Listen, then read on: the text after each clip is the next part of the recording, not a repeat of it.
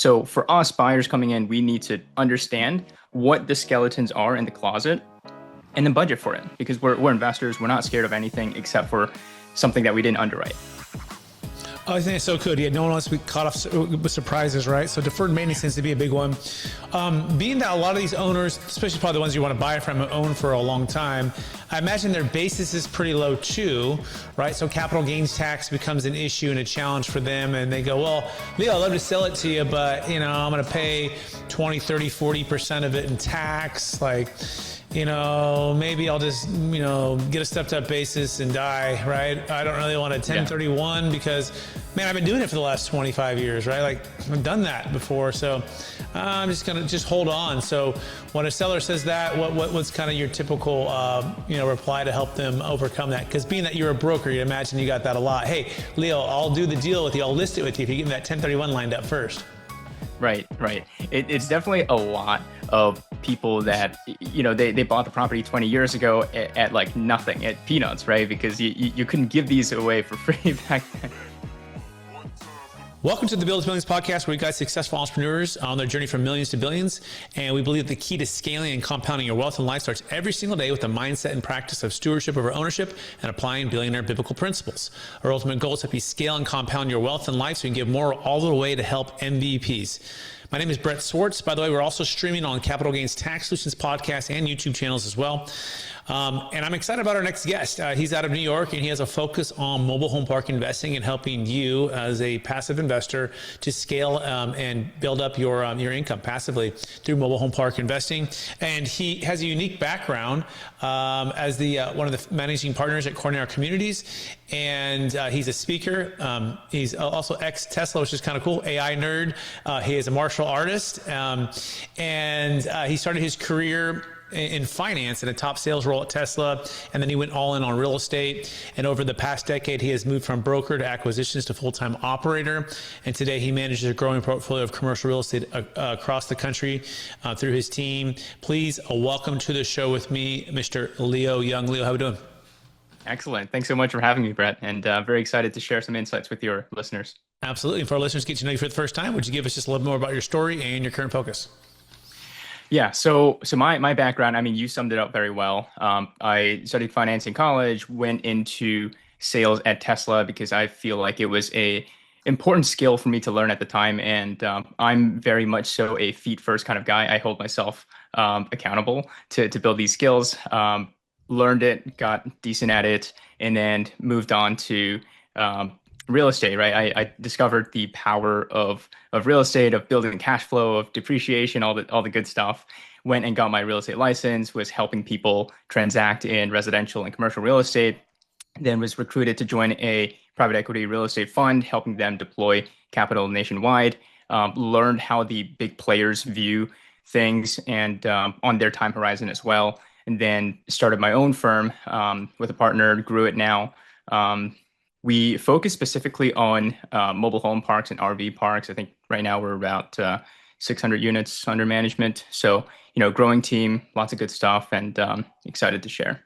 Fantastic. And for our listeners who want to learn more about Leo, you can go to cornellcommunities.com, cornellcommunities.com. So, Leo, what is the number one secret right now to mobile home park investing, given the interest rate environment, given where we're at in this commercial real estate kind of cycle? And what's maybe a recent deal story that maybe you can share to kind of bring this to light? Yeah. So with the interest rates right now, they're higher than pre-COVID, call it, and they have come down since the 2022 spike. The good part about mobile home parks, especially within commercial real estate, is that it's a very stable stream of cash flow. So to the banks, to the lenders, they really like that. So we're able to get fixed rate financing a lot better than other types of real estate assets are. So for us, we just focus on buying deals at a good price, a deal that we can operate well, and we just hold it and we run the business plan.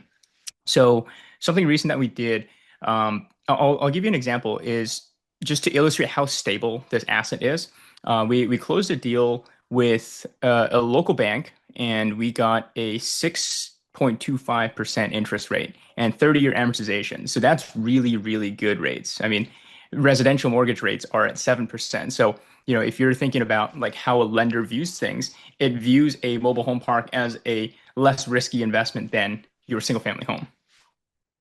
Absolutely, yeah, and that makes sense. And mobile home parks, yeah, is probably the safest, when it comes to commercial real estate. How are you finding deals? Do you feel like sellers are finally meeting the market in the last couple of years for those who, thought things would change more rapidly with interest rates, dropping, but they're not dropping, thought they would drop? So what has been your most successful way to find sellers that are willing to sell at an equitable price?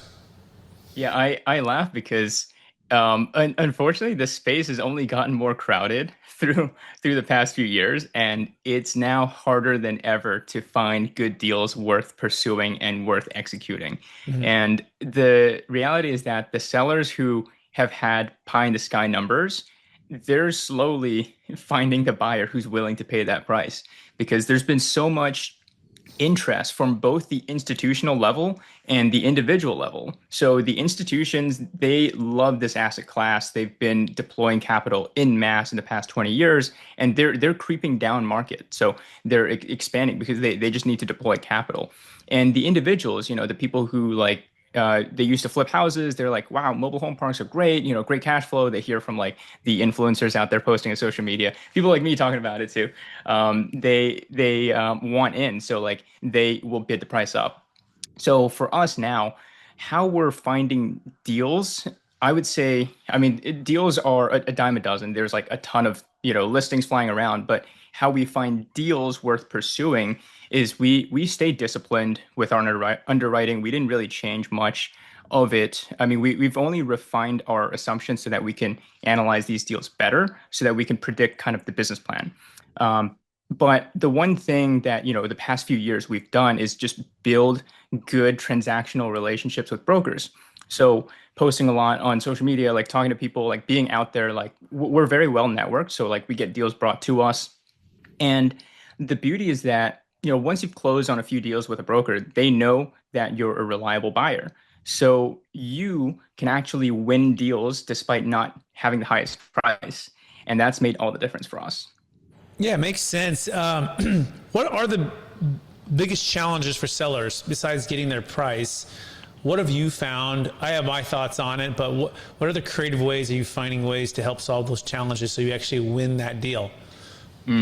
So a lot of mobile home parks. So I'll take a step back. Is mobile home parks generally are older. They're like 50, 70 plus years old because it's very hard to get new parks zoned. For a number of reasons. The tax burden versus the tax revenue, it just doesn't make sense from a math equation to municipalities, so they don't approve these projects. But also, the math doesn't make sense for developers as well.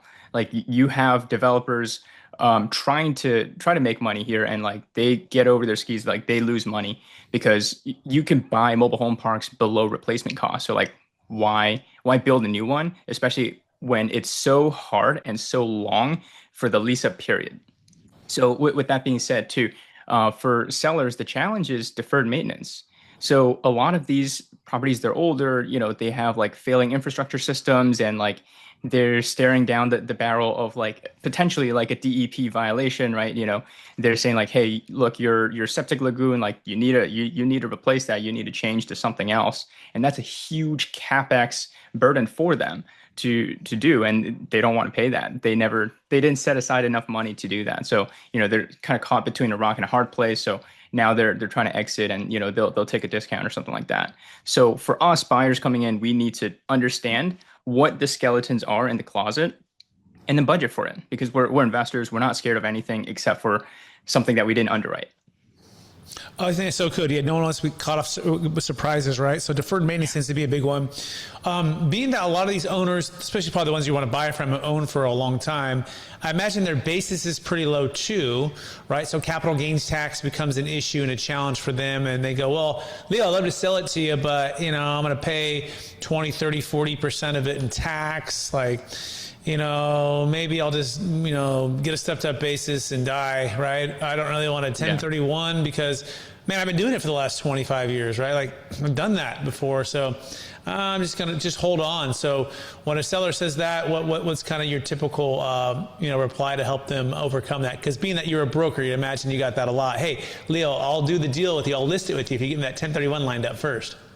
Right, right. It's definitely a lot of people that, they bought the property 20 years ago at like nothing, at peanuts, right? Because you couldn't give these away for free back then. But now it's like you couldn't, like the institutions couldn't get enough of it. So as far as the capital gains, I mean, look, I'm not a financial professional, not financial advice, but, I always share with the sellers like, hey, here's some ideas that, we can help you make the pie bigger. We're always after like, how do we actually solve the problem at hand? Money is just one factor. So other ways are, they can hold a note, for example. They could be the bank. They can earn interest and spread out their distributions so that it changes over time. As opposed to like taking a huge like $1 million capital gains in 1 year, they could spread it over 10 years, 100K per year. And, on the back end, I'm sure you know more too, you can change your tax bracket depending on your distributions that year. There's also other ways to do it. There's lease options. This isn't really talked about often, but essentially a common kind of situation that we get is like the owners, they're like, well, I'm tired. My kids don't want to take it over, but I don't want to lose that stepped up basis. So how do I do it? So then, we have a lease option where we go to them. We're like, hey, look, we'll give you like X dollars for this lease contract, and we'll effectively own and manage the property. Like the responsibilities off your hands. You don't have to do anything. But then, when you die, when you pass the property on to your kids, that's when we'll do the actual purchase. So then your kids can get it at a stepped up basis. And that basically gets two birds with one stone. And, for us, we like it because it reduces our capital to close, and also like some degree it takes the risk off of our table too. Let's say if something unexpected comes up and like we don't have enough money for it, like we could just walk away. Okay, so we're getting creative here. I love it. That's one of the more creative ones I've heard. I want the stepped up basis, right? But I want to be able to retire. My kids don't want to take it over right now, or maybe ever, right? Most don't want to be in the mobile home park business, typically. But you would wait, you'd lease it out for the next 20, 30 years, and then upon the death, the stepped up basis hits, and then it goes back to the family, and then the stepped up basis happens, and therefore the kids can sell it and get cap gains tax free. Now, that is good. Now, I want to do a little counter to you there. Installment sales traditionally are good for the capital gains tax. That's pretty straightforward. Generally, they're shorter in nature, 2 to 3, 4, 5 years. No prepayment penalty, 5 to 7% range. But the problem is all of their capital is not liquid, not diversified, and stuck in the old deal. Which I'm sure, Leo, you do a great job. You'll pay on time. You'll do all the things you say you're going to do.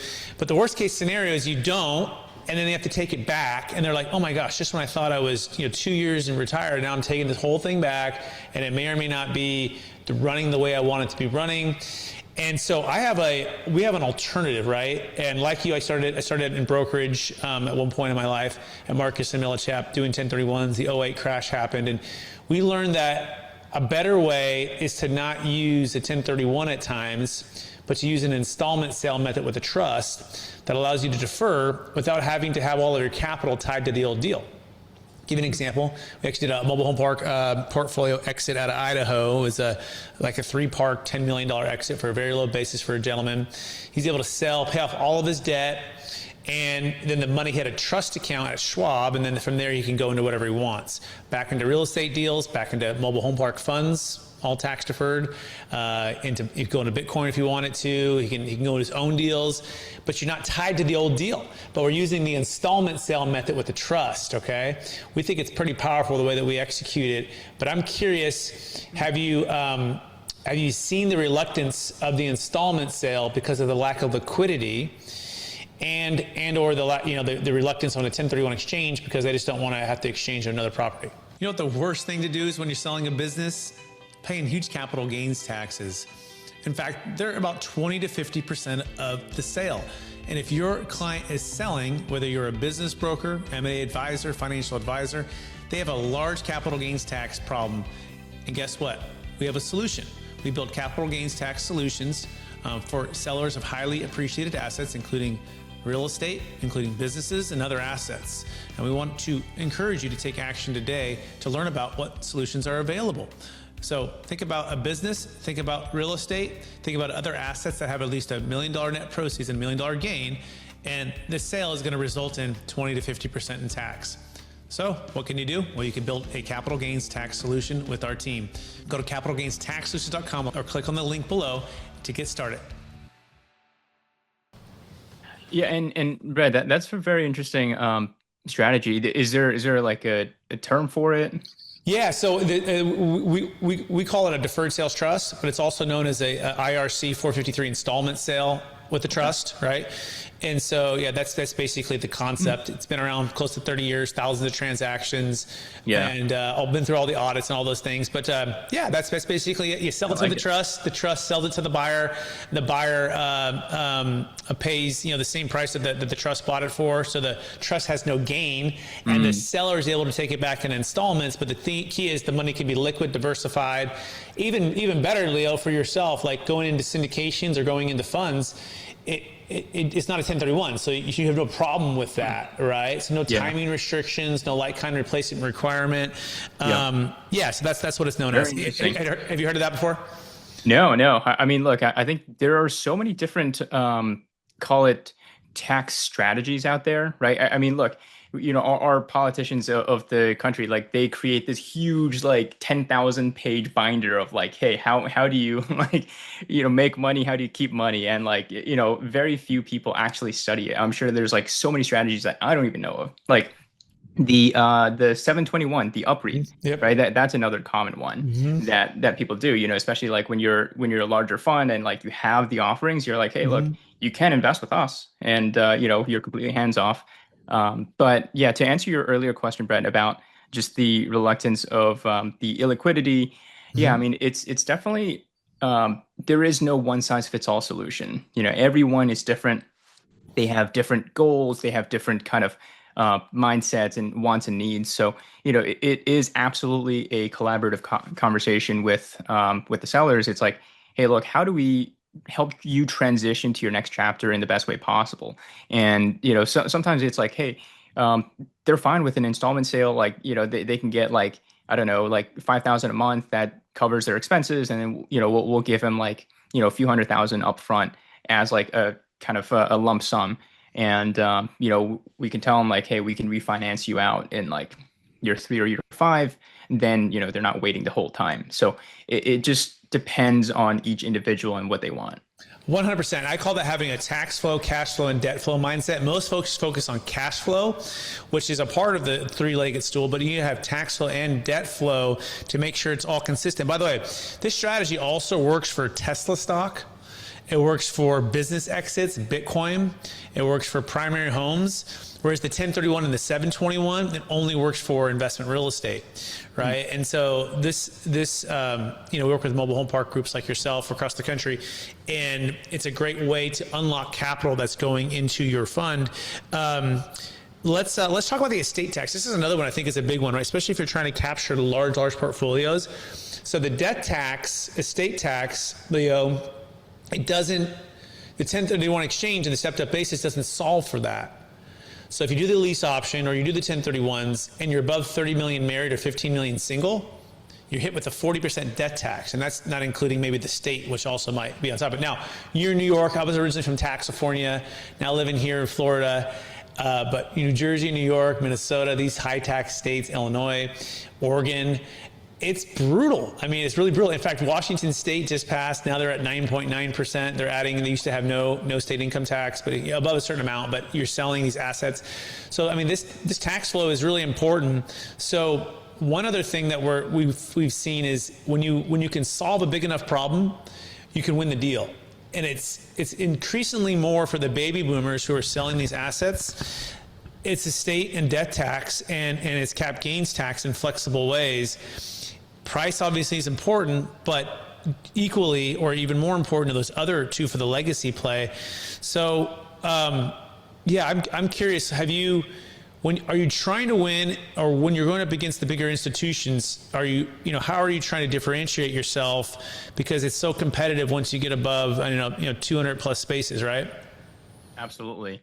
And it's getting more and more competitive in terms of the price range because, like what I said earlier, they're trying to deploy capital. So for us largely it's two things. One is the relationship itself. So, we do a lot. We take matters into our own hands. We do a lot of direct to seller outreach. We maintain those relationships. Like we'll take a flight out to somewhere to just to, like shake hands with someone and like Mm-hmm. be in touch, that kind of way.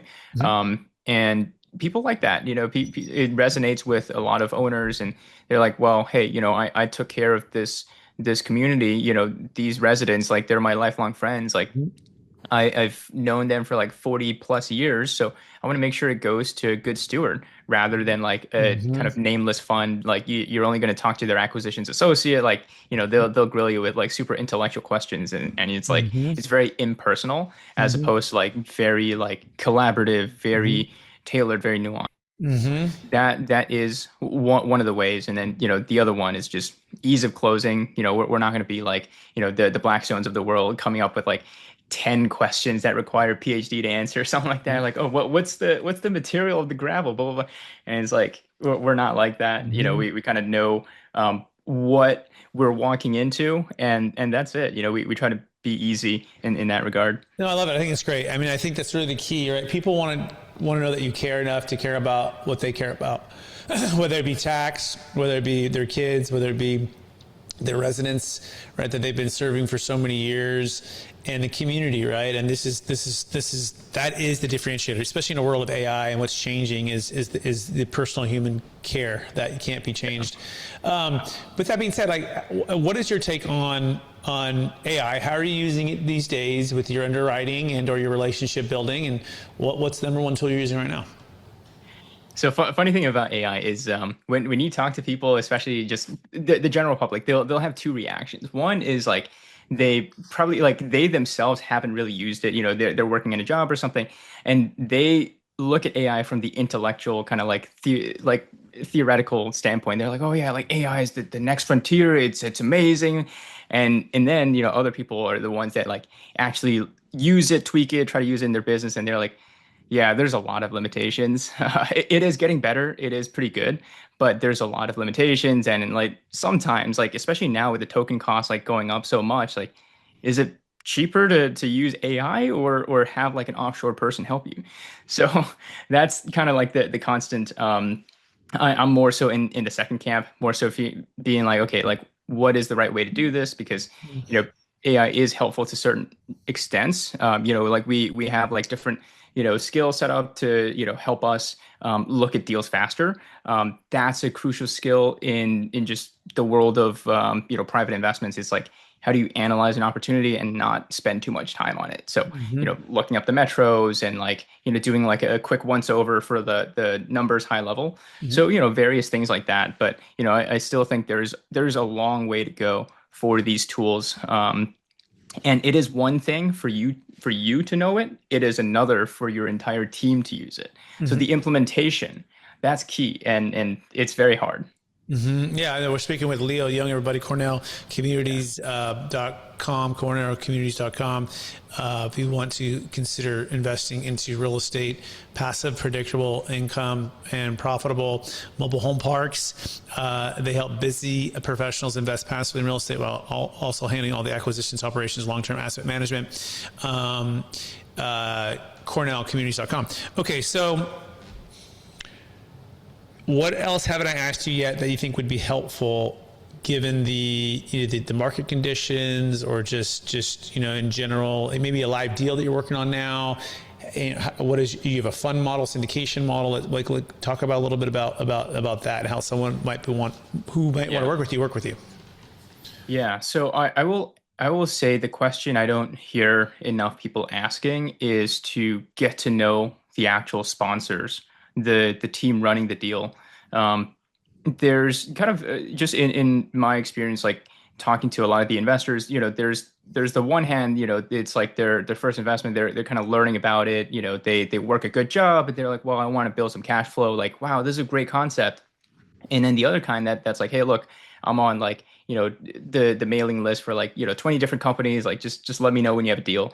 And like they don't want to talk to you otherwise. And it's like you really should get to know the people running your deals because there's so much that goes into it. Like anybody can make a number look a certain way, right? Like like it's so easy to just throw a number on a pitch deck or something, but it's another thing to actually know how the how the investment is being run, what systems are in place, what the team looks like, what's their kind of track record, like how many times have they executed this similar kind of project, like what's driving them to this, right? What's giving them confidence, what's the probability that they're going to actually follow through and hit those figures. So a lot of these figures, and also like how will they respond to crises, like you know you're not going to predict everything, like nobody has a crystal ball, but what you can know is how gritty the team is. Like are they going to take a flight and like be on site at the property, or are they just going to throw their hands up and like blame the economy, right? So knowing the sponsor and like how committed they are is very important. Excellent. Yeah, it sounds that's great. And any live deals right now, or are you guys syndication or fund model, or what are you guys working on right now? So right now we do deal by deal. We don't have a live deal yet, but definitely feel free. Like if any of you listeners want to check us out, join our investor wait list. Happy to. We have a lot of resources that are for our investors as well. Just help you learn more about the industry in the meantime, Mm-hmm. and always happy to chat. Help you learn more about the space, see if it's the right fit for you. Mm-hmm. Awesome, love it. You ready for the lightning round, Leo? Let's do it. All right. What number one book you recommended most in the past year? The number one recommended book.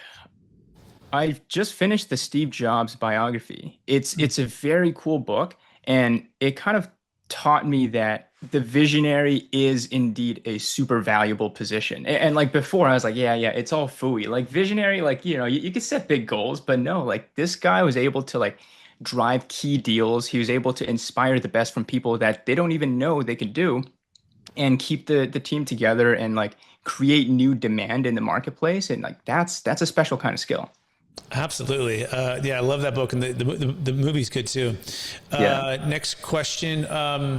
Number one AI tool that you're using right now, and how are you using it? Claude. So there's Claude Chat, there's Claude Cowork.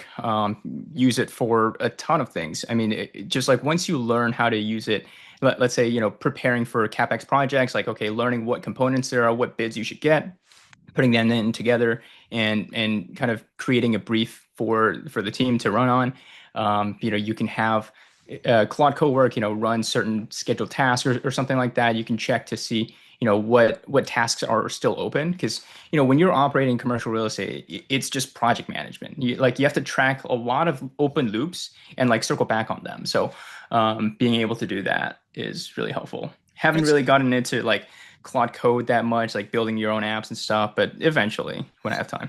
Fantastic. Next question. What are you most curious about right now? Most curious about how AI is going to, it's going to sound super corny, but I'll expand on it. How AI is going to impact the workforce. There's a lot of, to what I said earlier, there's two camps, right? One's the more practical camp, one's the more intellectual camp. I think the intellectual guys, they're wrong. They're just hyping up AI, but like I want to see like how it actually changes things. So, like for us, like we use it to streamline our underwriting. So, we don't need that much hands on deck to run these deals, for example. So like what can it do? Where will the tools be? There's a lot of like nice to haves that are just not there. So, seeing how that would impact people, I think it's going to drive more people into entrepreneurship, into kind of like getting their destiny into their own hands, like building a machine that they own. Excellent. Number one way you stay ultra healthy and super disciplined. A healthy dose of intentionality. I was really big into meditating. It's something that I've kept through all these years, and just sometimes reminding yourself that you're here now. Like what does your body need? Listening to your body, moving around, stretching. That's super important because people like to over-index for the brain, but your body is what supports you throughout the entire day. It helps, it determines how you show up as a leader, as a person. So taking care of your body is just such amazing ROI. Fantastic. I love that. By the way, I got my whoop band. I just started peptides Nice. like 60 days ago, and all Amazing. this. I got my extra blood work. I've had blood work in the past, but got like the genetics bed work, and yeah, I couldn't agree more. Like most people spend and invest more into their vacation or their retirement or whatever, even their investments than they do in their own body. And it's like if you do still a little bit of intentionality and invest in your body every year and in health, it pays the most dividends. So Yeah. next question, number one leadership theme or quote that you strive to live by. Hmm. To be the servant leader. It sounds like when I first heard the term like many years ago, I'm like, what the heck? Like a servant leader? Like, are you mopping the floors? But no, like it's more so like a leader that learns how to serve its people better will inspire the best out of people. Because like, looking back, like my best manager of all time was at Tesla. Like he just like has this air to him that like he's there for you. He knows you can do better. He wants to bring that out in you. So like being that person for your team to help them achieve more and helping them understand the vision at play. Like what is their input going towards? And for us, it's our goal is to positively impact the lives of 1 million people through housing, through Cornell communities. Like we want to provide affordable housing, sustain it, and make people's life better. And they see that relationship. Beautiful. By the way, number one, like, wisdom or leadership or thing that you took away from Tesla, or it could be a couple of things, but like where you're like, I didn't know. And then you got there, you're like, wow, it was very different than I thought or surprising. Like what's some of the key takeaways while you were at Tesla? A couple things. One is that vision is super, super important. I think Tesla taught me how to be courageous with the vision and also take massive action. They're not ones to just philosophize, sit on their back and like talk big dreams and stuff, but like they actually make it work. And like their kind of work culture is like no other. Like still, I've not seen anything like that. So that's one thing. Everyone's like 120%. Like excellence is a passing grade. That's like, something we used to say there. And the second is just radical transparency. Is Elon is famous for just walking away mid conversation. If he's like, I'm done with this conversation, it's no longer valuable. He's out, and he encourages us to say the same thing. Um, Not that I would do that, but just more so like, okay, transparency, honesty, candor, it's a super valuable quality to have because like when you're giving feedback to someone like you don't want to hurt their feelings but like there's a way to like let them know what they're doing, what they can be doing in a way that doesn't get them defensive. And like everyone's different, but I think focusing on how you can deliver the candor in a way that it can be perceived in a way that you intend it to be. Gosh, that's so good. I love it. I just got my first Tesla about 6 months Oh, ago. nice. Congrats, man. And That's awesome. I mean, I absolutely love it. And like just the self-driving capability. I'm just like, Game changer. where is this bit? Like it's as big as like when the iPhone came versus the old Nokia, you know? Yeah. You'll never go back. Never go back, you know? And I remember taking the first test drive and I was like, and then I'm just like, wow. And I think, and also I think the technology has advanced a lot since it first came out and how safe it is and everything. Anyway, so just a Yeah. big proponent of Tesla. So I will say this is there's another thing I learned at Tesla is just like the kind of entrepreneurial grit. If something is important enough, even if the odds are stacked against your favor, you do it. And when I was there, like it was a really tough time in the company's history. Like they almost went bankrupt. Like it was like haters everywhere. Like everyone who like spoke to us, they were like, "Oh yeah, like these are cars that catch fire." Like like your CEO smoking weed on Joe Rogan's podcast is like he's a nut. And one of the big ones was like, hey, like to make these cars autonomous, like you need lidars. Like This is science. Like, shouldn't you know this? Like, look at how like Google's doing it. Like, they have the whole stack. Like, they're way better than you. So then he was like very adamant. He's like, no, we're gonna take the radar off our cars. Like, there used to be 12 sensors around the cars. Mm, Like, so then he's entirely camera based. mm, And for the longest time, like it was like not working well. mm, There's like a lot of issues, but like all of a sudden during COVID, well, during the AI boom, right? We found mhm, out like AI was that missing key. And like boom, holy crap, like this car mhm, drives itself on mhm, cameras. mhm, And get this, like he can tap into new revenue streams if he just mhm, licenses that to the BMW 3 Series. He's like, yeah, like that's another revenue stream that mhm, they can just tap into. They can mhm, give their software to different mhm, cars because like mhm. which car doesn't have cameras nowadays? 100%. And I'm, at first you're like, okay, do I trust this thing? Do I trust this thing? And you're testing it out with slower speeds and different streets. And now, I mean, I trust it probably more than myself now at this point because it's found like one guy ran a red light and it saw it way before I did, and it was slammed on its brakes, and the cop saw him run the red light, so the cop chased him, and then it just kept going. Just yesterday I had this ambulance coming from the side, and it saw it way before I did, slowed way down, pulled over, and I mean, it just takes the energy out of having to be like on so much by driving. Like even if it lowers it by 10% or 20 or 50%, it's dynamic and it makes a huge difference.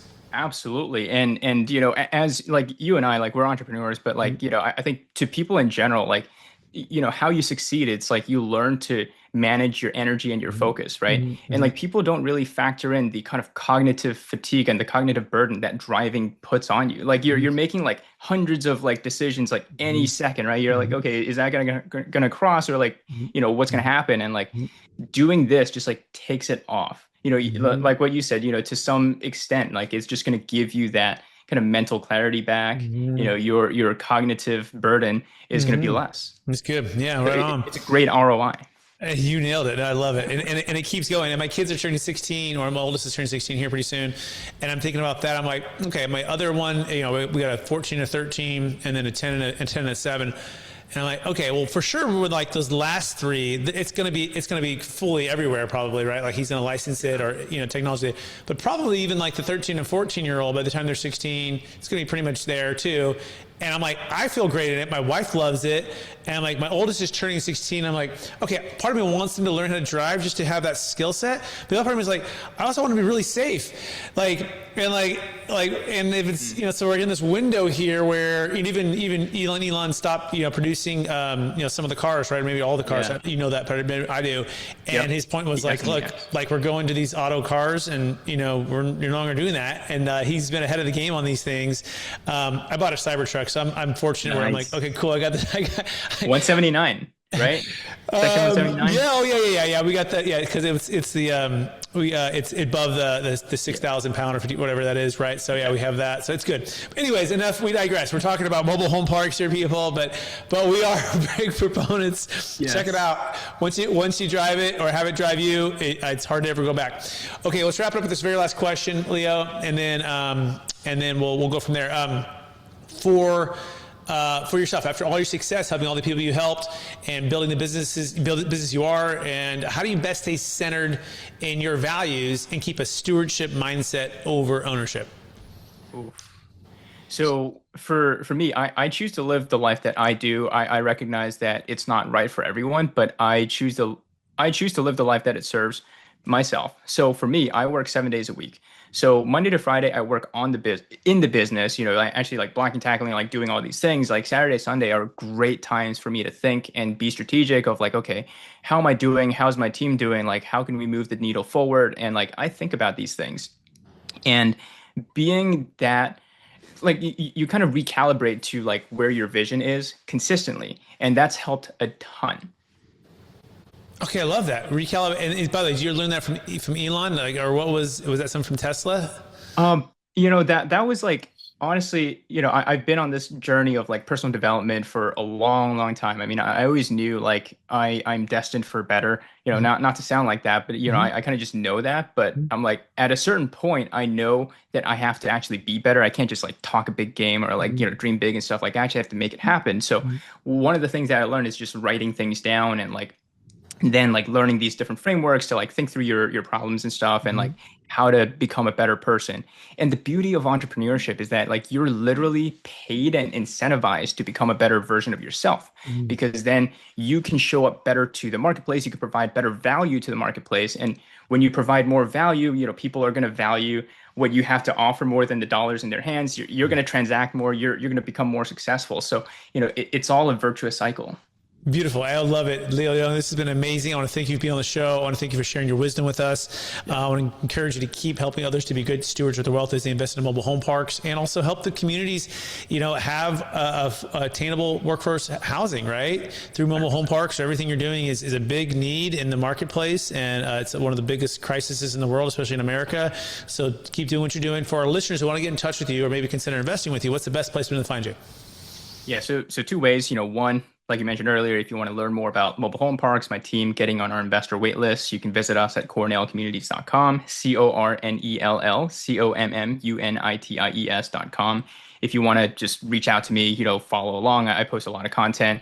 I'm on LinkedIn at Leo Young, LeoYoung, and Instagram at Leo Young Real Estate.